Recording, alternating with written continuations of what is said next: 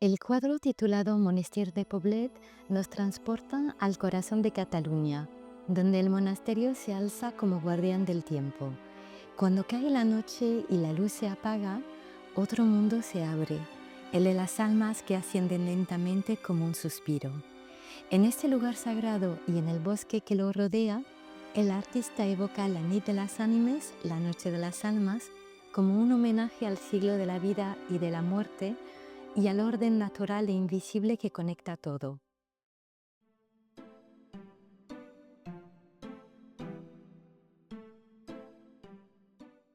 Es la nit de las ánimas, un poco, ¿vale? Es la noche de las almas.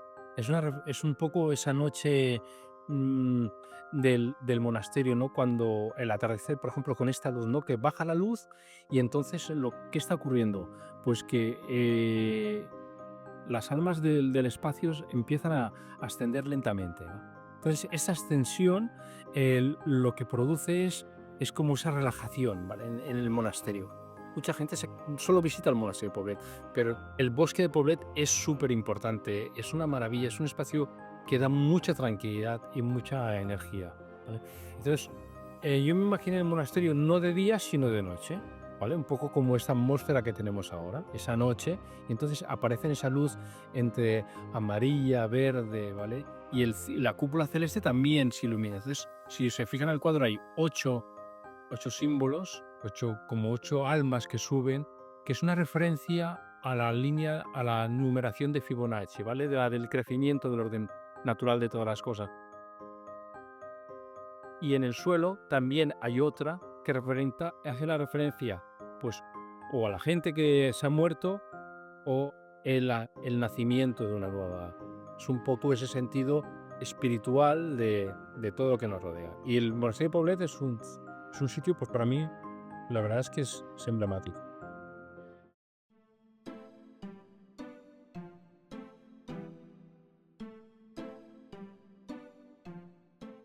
Tal vez no soy una persona cristiana, pero que no sea cristiano no quiere decir que no valore o respete o admire pues a construcciones, formas de hacer, ¿vale? Entonces sí que es verdad que lo redirijo hacia mi sistema, ¿no? Hacia el sistema de la espiritualidad, o sea, al concepto de que todo está conectado,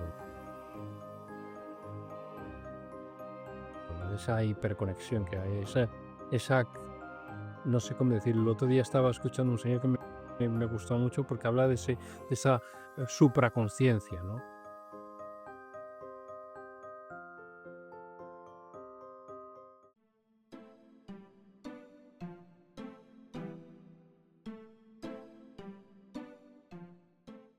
No lo sé. También lo que voy a decir ahora no estoy seguro. No sé si es una leyenda urbana o es real.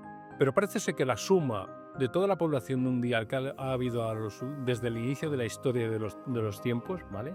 Es la misma que hay ahora mismo. O sea, la suma de todas las anteriores, el resultado es ahora. No sé si es una leyenda urbana, no lo sé. Pero en cualquier caso, a mí me da la sensación de que el alma es algo como muy, muy muy infinito, en el sentido de que no es corpóreo, no es algo material, es algo que a mejor está ahora, a mejor está 200 años que no tiene por qué estar y después resurge otra vez, ¿no? Es como algo muy, muy etéreo, pero al mismo tiempo muy consistente.